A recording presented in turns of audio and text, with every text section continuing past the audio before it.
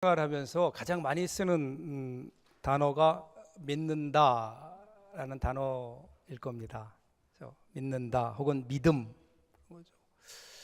그러면 믿음이 무엇이냐? 과연 믿음이 무엇일까? 하는 질문에 여러분은 뭐라고 대답할 수 있을까요? 믿음이 무엇이냐라고 하는 묻는 질문에 명확하게 대답할 사람이 많지 않습니다. 이것은 마치 살아있는 사람에게 생명이 뭐냐라고 물었을 때 선뜻 할 대답이 없는 것과 같은 이치일 겁니다. 좀 더 구체적으로 물어볼까요? 그러면 믿음이 무엇이냐라는 말 대신에 여러분 믿음의 기준은 과연 무엇입니까? 바꿔 얘기하면 여러분 믿음의 내용은 어떤 것들입니까? 여러분들이 믿고 있는 믿음의 내용들 한번 살펴보십시오. 여러분은 그것을 어떻게 믿고 계십니까? 아마도 우리 가운데 이렇게 대답하는 분들이 있을까요? 마음속으로 나는 보는 것을 믿습니다. 눈에 보이는 것, 그죠? 내가 경험한 것, 눈에 보이는 것이 다라고 생각하는 사람들이 분명히 있습니다.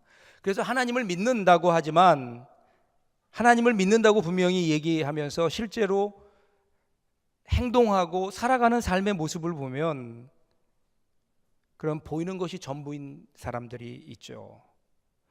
보이지 않는 것들엔 관심이 없어요. 보이는 것만 쫓아가다가 보니까 결국은 신앙이 내용이 빈약해질 수밖에 없죠. 신앙은 눈에 보이는 것만이 아니거든요. 신앙은 보이지 않는 것들, 우리가 경험할 수 없는 세계의 것들이 분명히 있는데, 그런데 눈에 보는 것, 이것만을 내 믿음의 내용으로 삼으려고 하니까 우리 신앙이 빈약한 거예요. 그런가 하면 어떤 분은 또 이런 분도 있을 거예요. 나는 아는 것을 믿습니다. 아는 것을 믿습니다. 내가 이해하고 납득할 수 있는 것만을 믿습니다. 그거 외에는 절대로 인정하지 않으려고 하고 자신이 안다고 하는 것에 대해서 아주 절대적인 확신을 갖습니다. 그래서 기독교 성경에서 가르치는 모든 것들을, 성경에 나와 있는 모든 말씀들을 사실은 자기가 가지고 있는 이성의 틀로 걸러냅니다. 기독교를 믿는다고 하지만 사실은 자신의 종교를 신봉할 때가 얼마나 많은지 모릅니다. 여러분, 오늘날 우리 교회 안에 있는 많은 사람들 가운데 하나님을 믿는다라고 얘기하면서 사실은 자기의 지식의 틀을 믿는 사람들이 분명히 있죠. 어떤 분들은요, 나는 나의 느낌을 믿습니다. 그런 분들도 있습니다. 소위 요즘 포스트 마더니즘을 살아가는 오늘 이 시대에 이런 사람들이 점점 많아지죠. 감성에 대한 관심이 많아집니다. 그것이 진짜인지 가짜인지에 관심이 별로 없어요. 그게 옳은 것인지 그런 것인지, 그게 진리인지 거짓인지에 대해서는 관심이 없습니다. 그냥 느낌이 좋으면 그만입니다. 지금 당장 그것이 나에게 나를 기분 좋게 해주면 그것이 거짓이든 속임수든 악한 것이든 상관없는, 그것이 진리인가 아닌가에 대한 관심이 없어요. 그것이 성경에 근거한 것인지 아닌지는 상관없이 그것이 나에게 좋으면 그러면 그것을 받아들이는, 그러다 보니까 이게 소위 말하는 cheap grace, 값싼 은혜만을 추구한 것은 아닌가. 이렇게 신앙생활하다 보니까 우리가 분명히 예수를 믿기는 믿는데, 신앙이 있기는 있는데, 우리 그 안을 좀 정확하게 뒤집어 보면 우리 신앙의 내용이 빈약해요. 여러분들은 이 질문에 대해 어떻게 대답할 수 있을까요? 여러분 신앙의 내용은 과연 어떤 것들입니까? 여러분들은 어떤 통로를 통해 지금 신앙생활을 하고 있습니까? 한번 여러분 스스로에게 물어보십시오. 그리고 오늘 우리가 읽어가는, 오늘 주신 말씀을 하나하나 읽어가면서 오늘 저와 여러분들에게 믿음이 무엇인지, 어떻게 신앙생활해야 되는지, 나의 믿음의 현주소는 어딘지 그것을 발견하고 또 깨닫는 귀한 시간이 될 수 있기를 주님의 이름으로 축복합니다. 오늘 본문이 우리에게 주는 말씀이 그래서 귀중합니다. 자, 24절부터 한번 볼까요? 12 제자 중에 하나로서 디도모라 불리는 도마는 예수께서 오셨을 때에 함께 있지 아니한지라, 이렇게 시작합니다. 자, 예수님께서 부활하신 후에 예수님의 제자들은 주님의 부활을 아직 몰라요. 경험하지 못했어요. 확신하지 못한 채 두려움 마음을 가지고 한 곳에 모여 있습니다. 그런데 예수님께서 어느 날 제자들에게 나타나신 거예요. 그런데 공교롭게도 그 자리에 한 사람이 없어요. 그 사람 이름이 도마예요. 왜 그 사람만 없었을까? 이유를 알 수 없어요. 그런데 그 다음 절인 25절을 보시면 힌트가 나옵니다. 25절 보면요, 다른 제자들이 그에게 이르되 우리가 주를 보았노라 하니 도마가 이르되 내가 그의 손에 못자국을 보며 내 손가락을 그 못자국에 넣으며 그 손을 옆구리에 넣어 보지 않고는 믿지 아니하겠노라 하니라. 이건 무슨 말일까요? 3년 동안 사실은 같은 스승님 예수님 밑에서 한솥밥을 먹었어요. 그럼 서로 간에 어떤 신뢰관계가 있어야 하지 않을까요? 좀 믿을만 하잖아요. 자기는 못 봤더라도 다른 10명의 사람들이 공히 한 목소리로 이구동성으로 우리가 주님을 보았다, 부활하신 주님을 만났다, 그러면 100%는 아니더라도 주님이 오셨다 가셨나 보다 이렇게 생각하면 되잖아요. 그런데 그것에 대해서 강하게 반대합니다. 강하게 반대하면서 나는 내가 직접 주님의 그 상처를 만져보지 않고는 나는 주님을 믿을 수 없다. 이 얘기는요, 바꿔 얘기하면 난 너희들 믿을 수 없다는 거예요. 나는 너희들을 믿을 수 없다는 거예요. 10명이 이구동성으로 얘기해도 나는 믿을 수 없다는 거예요. 다른 제자들에 대한 불신입니다. 그러니까 그러면 그 자리에 왜 없었을까? 유추할 수 있지 않을까요? 사람들을 향하여 그리고 예수님을 향하여서도 다친 마음으로 살아가고 있는 도마, 고독 가운데 있습니다. 여러분, 신앙생활이라는 것은요, 혼자 할 수 있는 게 아닙니다. 이 세상은 우리를 넘어뜨리려고 하는 온갖 시험과 함정들이 우리 가운데 깔려 있습니다. 나 혼자서 걸어갈 수 있는 길이 아닙니다. 신앙의 길은요, 나 혼자 가는 길이 아닙니다. 그래서 하나님께서는 우리에게 공동체를 주신 거예요. 공동체를 통해서 믿음의 친구들을 만나고 다른 신자들을 만나면서 서로 격려하며 힘을 내고 때로 잘못 갈 때는 권면하도록 하나님께서 우리에게 교회 공동체를 주신 거예요. 그래서 여러분, 우리가 신앙생활하면서 성도 간의 교제, 공동체 속에서 성도 간의 교제를 하지 못한다는 것은요, 신앙의 절반을 잃어버리는 것과 같아요. 많은 것을 잃어버리게 됩니다. 그래서 히브리서 기자는 이렇게 권면하잖아요. 서로 돌아보아 사랑과 선행을 격려하며 모이기를 패하는 어떤 사람들의 습관과 같이 하지 말고 오직 권하여 그날이 가까움을 볼수록 더욱 그리하자. 고립의 자리로 가지 말라는 거야. 신앙생활은 혼자 할 수 있는 게 아닙니다. 고립이라고 하는 것은 신앙생활의 독입니다. 오늘 우리가 제대로 신앙생활하고 제대로 우리가 믿음 생활하려고 하면은요, 그러면 함께 더불어 하는 공동체, 성도들 간의 교제가 필요하죠. 만일에 도마가 부활하신 예수님께서 제자들에게 처음 나타나셨을 때 그 자리에 있었더라면 어떻게 됐을까요? 그럼 이런 일이 일어나야 될 이유가 없는 거죠. 그런데 불행하게도 그 자리에 없었어요. 자기 혼자만 거했던 겁니다. 성도의 신앙은 공동체를 통해서만 성숙하도록 하나님께서 디자인해 놓으셨습니다. 공동체를 떠난 신앙생활은 건강하지 못합니다. 그래서 종교개혁 이후에 청교도들은요, 이런 신앙 원칙을 가지고 있었다고 해요. 주일 예배를 성수한다. 그리고 가능한 주간에 모이는 성도의 모든 교제 모임도 결코 소홀히 하지 않는다. 그러면서 그들은 왜 그렇게 해야 되는지 이유를 이렇게 설명합니다. 당신이 빠진 그날 그 모임에 주님이 특별하게 자신을 나타내시고 만일 그 자리에 부흥이 일어난다면 형제 자매요, 당신의 영적인 손해를 상상해 보십시오. 오늘 우리가 기억해야 될 경고가 아닐까요? 신앙생활은 함께 하는 겁니다. 26절 보십시오. 26절 보면 여드레를 지나서 제자들이 다시 집안에 있을 때에 도마도 함께 있고 문들이 닫혔는데 예수께서 오사 가운데 서서 이르시되 너희에게 평강이 있을지어다 하시고, 드디어 이제 주님이 오세요. 다시 오십니다. 그런데 성경은요, 여드레를 지나서 이렇게 얘기해요. 8일을 지난 겁니다. 왜 예수님이 8일이나 있다 오셨을까? 뭐 바쁘셨나? 바로 다음날 오셔도 될 텐데 왜 8일 동안의 시간을 주셨을까? 여러분, 도마가 8일 동안 뭐 했을까요? 한번 생각해 보세요. 여러분 같으면 어떠실래요? 여러분이 도마의 입장이라면 다른 제자들로부터 부활하신 주님을 만났다는 이야기를 들었어요? 그러면서 그때부터 그는 그 8일 동안 계속해서 주님의 부활에 대해 많은 생각을 했을 겁니다. 나는 도저히 믿을 수 없다고 그렇게 이야기는 했지만 여러분, 그 생각이 떠나지지가 않는 거야. 떨치지 못한 겁니다. 그러면서 부활한 예수님을 보았다는 제자들을 보니까 무언가 달라진 것 같아요. 전에 없었던 기쁨이 있어요. 두려움의 기색도 많이 없어진 것 같아요. 그러면서 진짜 예수님이 오셨을까? 이 생각을 하게 되는 겁니다. 그러면서 도마는 8일 동안 그런 생각을 했을 거예요. 정말 예수님이 부활하셨을까? 부활하셨다면 그 의미는 뭘까? 예수님이 부활하셨다?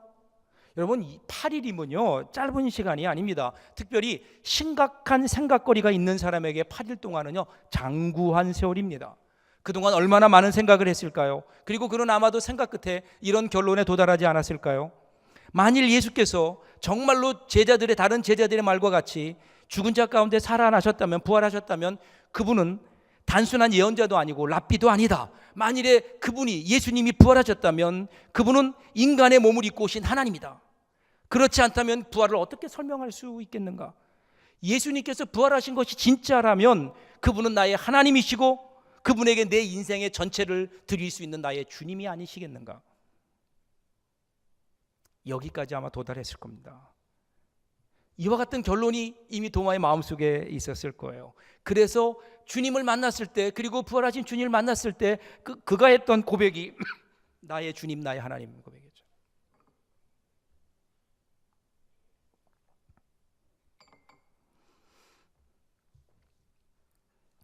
다른 제자들은요 주님을 미리 만났지만 부활하신 주님을 만난 후에 부활에 대해서 고민하지 않았어요. 다른 제자들은 주님을 만난 다음에 그저 들뜬 마음으로 시간을 지냈을 겁니다. 그런데 도마는 주님을 만나지 못했기에 그는 8일 동안 깊은 고뇌 속에 빠집니다.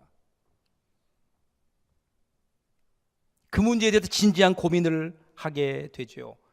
그래서 그는 유일하게 부활하신 주님을 만나서 주님 앞에 자기의 고백을 드리는 사람이 될 수 있었습니다. 자, 20절 보세요. 이런 도마의 고뇌를 아시는 주님께서 바로 말씀하십니다. 도마에게 이르시되 내 손가락을 이리 내밀어 내 손을 보고 내 손을 내밀어 내 옆구리에 넣어보라. 그리하여 믿음 없는 자가 되지 말고 믿는 자가 되라. 여러분 한번 상상해 보십시오. 그때 예수님께서 오셔서 자 나를 만져보아라, 내 상처를 만져보아라 그럴 때 과연 도마가 손을 댔을까요? 안 댔을까요? 나름대로 생각해 보십시오. 이 장면은 수많은 예술가들의 영감을 자극했습니다. 이 여러 그림 중에 가장 유명한 그림이 여러분이 지금 보시는 17세기 이탈리아의 화가인 카라바조의 의심하는 도마입니다. 여러분 그림을 잘 보십시오. 배경은 어둡습니다. 화면 한복판에는 네 사람의 등장인물이 한 덩어리 인양 모여 있습니다. 불빛은 그들의 얼굴을 비추고 있고 빛은 그들의 심리적 긴장감을 고스란히 드러내주고 있습니다. 놀라운 것은 네 사람의 시선이 한 곳을 향하고 있습니다. 예수님도 마찬가지입니다. 예수님이 옷자락을 걷어 올린 채 옆구리를 드러내 보이십니다. 여러분 보이십니까? 가로로 벌어진 창날의 상처가 깊습니다. 예수님은 도마의 손목을 붙들고 상처의 절개부를 만져보도록 이끌고 있습니다. 주님의 손등에는 못자국이 뚜렷합니다. 도마가 손가락으로 예수님의 상흔을 헤집고 있는 동안 다른 제자들은 시선으로 그 상처를 더듬고 있습니다. 그림 잘 보셨나요? 저는 이 그림을 보면서 도마의 손목을 잡아서 당신의 상처에 손을 대게 하시는 주님의 마음을 한번 생각해 봤어요. 의심하는 도마, 믿지 않는 도마를 책망하시기보다는 그를 진정한 믿음의 자리로 이끌기 위해서 당신의 아픈 상처를 내보여 주시는 겁니다.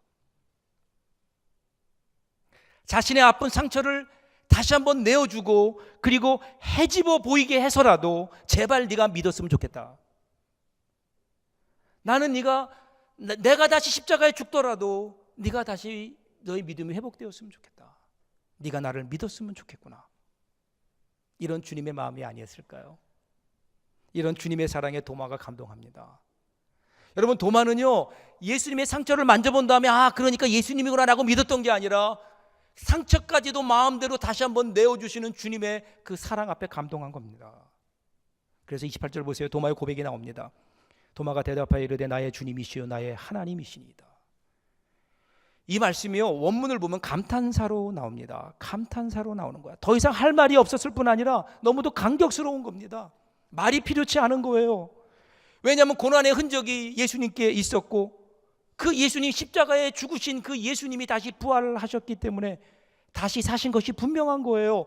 다시 사시지 못했다면 그 고난의 십자가의 고난의 흔적을 가지고 주님이 어떻게 지금 이 자리에 있을 수 있을까요? 부활하셨어요. 그 앞에 그 주님의 사랑을 경험합니다. 감격합니다. 그래서 도마는 오 나의 주님 나의 하나님, 드디어 도마의 눈이 열리는 순간입니다. 성경에서 말하는 믿음이 뭘까요? 성경에서 말하는 믿음은요, 나의 신심을 얘기하지 않습니다. 나의 열정을 얘기하는 것이 아니에요. 한마디로 예수님과 나의 관계를 말합니다. 나라는 존재가 그리스도라는 인격을 향해 하나가 되기 위해서 그리스도 앞에 나를 여는 것, 나를 드러내는 행위이며 그리스도 앞에 내 자신을 숨김없이 정직하게 내어놓고 나의 마음을 여는 겁니다. 자신을 그리스도 앞에 내어놓고 이제 주님을 내 마음속에 영접하며 그 주님과 하나가 되어서 이제 영적인 친교를 나누는 겁니다. 이 결단이 여러분 믿음의 시작이 아닐까요? 그렇다면 반대로 불신앙이란 뭘까요? 자기 마음을 그리스도 앞에서조차도 빗장을 걸어 닫아 버리는 겁니다. 예수님이 내 안에 들어오시지 못하도록 그분을 나에게서 소외시키고 그분과의 인격을 맺는 것을 거부하며 인격적인 관계를 맺는 것을 거부하는 겁니다.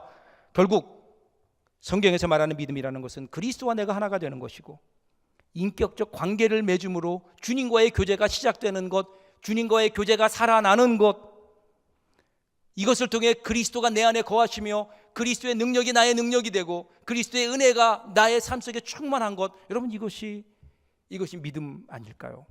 나를 통해 예수님의 인격과 예수님의 위대하심이 나타나는 것, 이것이 신앙이에요. 이것이 믿음인 거예요. 이것이 믿음의 내용이 돼야 되는 겁니다. 결국 예수님을 믿는다는 것은 내가 예수님을 누리는 겁니다. 부족함이 없는 겁니다. 그렇기 때문에 우리는 눈에 보이는 것 때문에 흔들릴 이유가 없습니다. 이것이 신자입니다. 믿음은 그러기에 바라보는 겁니다. 믿음은 바라보는데 다르게 바라보는 겁니다. 그러기에 믿음은 믿음을 가지고 바라보기에 장애물 속에서 기회를 보고요, 고난 속의 비전을 바라보게 됩니다. 믿음의 눈은 그러기에 모든 걸 초월합니다. 우리의 앞을 막을 그 어떤 먹구름도 없습니다. 구름이 끼어있지만 구름 너머에 있는 태양을 바라볼 수 있기 때문에 아무것도 보이지 않는 어둠 속에 홀로 서 있는 것 같을 때라도 그때 우리 곁에 오셔서 나의 손을 붙잡아 주시는 주님의 임재를 느끼는 것, 주님과 함께 살아가는 것, 어둠 속에서도 주님의 손을 붙들고 나갈 수 있는 것, 여러분 이것이 예수 믿는 사람들의 기쁨이 아닐까요? 오늘 저와 여러분들에게 이 풍성한 믿음의 내용들이 여러분 가운데 있기를 주님의 이름으로 축복합니다. 이 믿음인 거예요. 자, 29절 보세요. 주님께서 이런 믿음에 대해서 이렇게 말씀하세요. 예수께서 이르시되 너는 나를 본고로 믿느냐 보지 못하고 믿는 자들은 복되도다 하시니라. 이게 얼핏 보면요 도마를 꾸짖는 말씀처럼 보여요. 그런데 여러분 이 원문을 보면요 주님께서 도마의 이름을 다정하게 부르는 것으로 시작하십니다. 그러니까 예수님이 이렇게 말씀하시는 거예요. 도마야, 이렇게 얘기하시는 거예요. 도마야, 너는 나를 이제 보고서 믿는구나. 너는 나를 보고서 믿는구나. 그런데 나를 보지 않고도 믿는 사람이 복이 있단다. 이렇게 말씀하시는 거예요. 자, 이게 무슨 의미일까요? 제가 이번 주간에 이 말씀을 준비하면서 읽어보고 또 읽어보고 29절을 읽고 또 읽었어요. 아무리 읽고 또 읽어도요 이 말씀은 절대로 믿음이 없이 의심했던 도마를 질책하는 게 아니에요. 너희도 도마와 같이 의심하지 말라는 말씀으로 저에게 들려오지 않았어요. 제가 이 말씀을 읽는데요 어떤 말씀이 생각이 났는가 하면 마치 간음하다가 현장에서 잡혀서 예수님 앞에 끌려 나온 여인 기억하시나요? 그 여인을 향해서 예수님이 뭐라고 말씀하세요? 나도 너를 정죄하지 않겠다. 나도 너를 정죄하지 않겠다. 그러시면서 가서 다시는 죄짓지 말라. 말씀하셨던 주님의 그 음성이 겹쳐서 저에게 들려왔습니다. 여러분 주님이 도마에게 하신 말씀은 질책이 아니에요. 도마야 네가 나를 보고 믿는구나. 그래 이제 네가 진정으로 나를 삶의 구주로 인정했구나. 오히려 그 도마를 향한 격려가 아니었을까요? 왜냐하면요 여러분 다른 제자들도 보지 않고 믿은 게 아니에요. 그들도 보고 믿었어요. 그런데 지금 도마는 8일 동안의 고뇌의 시간들을 통해서 오히려 부활하신 주님이 누구인지 그분에 대한 고백을 하고 있는 거예요. 격려입니다. 그리고 그 다음 보지 못하고 믿는 자들은 복되도다. 여러분 여기에서 이 보지 못하고 믿는 자 이게 누굴까요? 제가 이 말씀을 이번 주 설교를 준비하면서 그런 생각이 들었어요. 보지 못하고 믿는 자, 여러분 도마가 첫 번째 사람이 될 수 있었어요. 그때까지는 모든 제자들이 예수님의 부활을 보고 믿었잖아요. 보고도 잘 못 믿었잖아요. 그런데 도마에게 주어진 기회였어요. 보지 않고 믿을 수 있는, 보지 않고 믿는 첫 번째 사람이 될 수 있었는데, 그런데 놓친 거예요. 어쩌면 이 보지 않고 믿는 자에 대한 말씀을 하시면서 예수님은 도마의 지평을 넓혀주신 것 아닐까요? 도마야, 네가 될 수 있었는데 네가 되지 못했다는 거야. 안타깝구나. 그런데 눈을 들어봐라. 주위에, 온 세상에 보지 못하고 믿어야 될 사람들이 깔려 있다는 거예요. 모든 사람들 부활의 소식을 듣고, 보지 못했지만 부활의 소식을 듣고 믿어야 되는 수많은 사람들이 얼마나 많이 있는 줄 아느냐. 이 일을 위하여 너보다도 잘 준비된 사람이 누가 있겠느냐. 자신의 경험, 보지 않고 믿을 수 있었던 기회가 있었는데 기회를 놓쳤던 도마, 그 안타까움을 가지고 주님께서 그의 지평을 넓혀주시니까, 그래서 도마는요, 그 이후에 어떻게 되었을까요? 도마는 복음을 들고 세상을 향해 나아갑니다. 보지 못하고 믿는 자들, 주님이 가르쳐 주셨던 보지 못하고 믿는 자들을 향해 나아가시는 거예요. 영적 부담감을 가지고 나가요. 어디까지 간 줄 아세요? 인도까지 갑니다. 도마는 복음을 들을 수 없었던 땅 인도까지 갑니다. 페르시아를 지나 인도까지 가서 복음을 전하다 순교합니다. 그는 제자 중에 가장 먼 곳에 가서 복음을 전하는 사람이 된 거죠. 전승에 의하면 그는 칼라미나에서 무릎을 꿇고 기도하는 자세로 창에 찔려 순교했다 전해집니다. 그의 무덤은 마드라스에 있고, 그를 기념한 교회 성 토마스 교회에 가보면요, 거기에는 글이 하나 새겨져 있는데 그 글은 도마의 마지막 말이었다고 합니다. 나는 당신을 예배합니다. 나는 당신을 예배합니다. 그가 직접 목격했던 주님의 십자가의 흔적을 가지고 그 흔적을 따라 삶을 살다가 그는 그렇게 하나님께로 돌아갑니다. 이것이 믿음의 길이 아닐까요? 30절 31절 마지막 보세요. 요한복음의 결론입니다.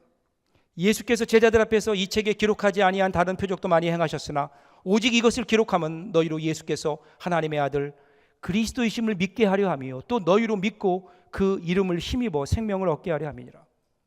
자, 요한복음을 썼는데 요한복음을 쓴 목적이 뭐냐면요, 예수님이 하나님의 아들이신 그리스도라는 것을 믿게 함으로 그들 가운데 영생이 있게 하기 위함이다. 영혼 구원을 위함이다라는 거예요. 그런데 여기에 나오는 대로 누구일까요? 너희가 이렇게 나오는 거예요. 30절 31절에 나오는 너희가, 이 말은요, 물론 1차적으로 초대교회 신자들입니다. 근데 그것을 끝일까요? 아니에요. 보지 못하고 믿는 자들입니다. 보지 못하고 믿는 사람, 모든 사람들이에요. 그들을 향하여 나아가라는 주님의 명령이에요. 그들에게도 내가 너희에게 주었던 그 구원을 그들에게도 전하라는 겁니다. 부활의 복음을 그들에게도 전하라는 겁니다. 어떻게 해요? 예수님께서 십자가의 상처를 보여주셨듯이 너희도 십자가의 고난의 흔적을 가지고 나가서 그들에게 보여주어라. 그래서 그들로 하여금 예수 그리스도의 부활을 경험하게 해라. 1993년 4월에 이어령 씨가 교회 밖에서 본 교회라고 하는 제목으로 강연을 했어요. 그분이 교회 나오기 전입니다. 교회 나오기 전에 자기는 교회 나오지 않았지만 그럼에도 불구하고 예수님이 자기의 구원자 되심을 고백했어요. 그분이 그런 얘기했어요. 만일에 내가 종교를 택해야 된다면 그것은 틀림없이 기독교일 것이다. 그럼에도 불구하고 자신이 아직 교회에 다닐 수 없는 까닭을 오늘 본문을 들어서 이렇게 설명합니다. 도마가 예수 부활의 증거로 요구한 것이 바로 고난의 흔적이었고, 예수님께서 부활의 증거로 도마에게 보여주셨던 것 또한 고난과 아픔의 상처였습니다. 교회가 세상에 보여줘야 할 증거가 바로 이것입니다. 진리 때문에 고난당한 흔적, 시대의 아픔에 동참한 상처 자국, 세상을 살리기 위해 스스로 당한 희생의 흔적. 그러나 오늘날 교회는 이러한 흔적과 자국을 보여주지 못하고 있습니다. 교회가 이 세상을 향하여 보여주는 것이라고는 집단화된 이기심, 거대한 야망, 그리고 세속화된 성공주의와 출세주의뿐입니다.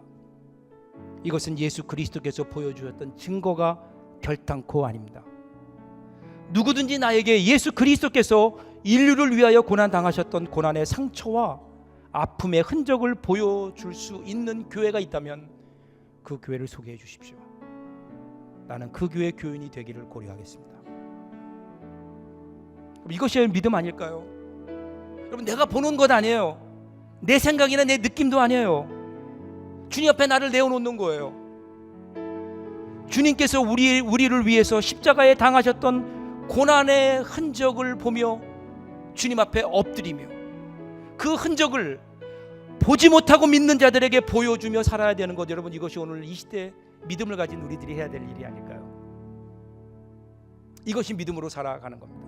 저와 여러분들이 이것이 우리의 믿음의 내용이었으면 좋겠어요. 하나님께서, 예수님께서 나에게 주신 그 놀라운 은혜를 내 마음속에 가지고, 십자가의 상처를 내 마음속에 품고, 그 상처를 가지고 십자가의 고난의 상처를 이 세상 사람들에게 보여주며 이 땅에 하나님의 나라를 건설하는, 이렇게 사는 그 길이 믿음의 길이고 거기에 부활의 능력과 영광이 나타나지 않을까요? 오늘 저와 여러분들에게 이 귀한 믿음의 결단이 있기를 주님의 이름으로 축복합니다. 다시 한번 여러분 마음속에 있는 믿음을 한번 헤집어 보십시오. 나는 제대로 믿고 있는지. 기도하겠습니다.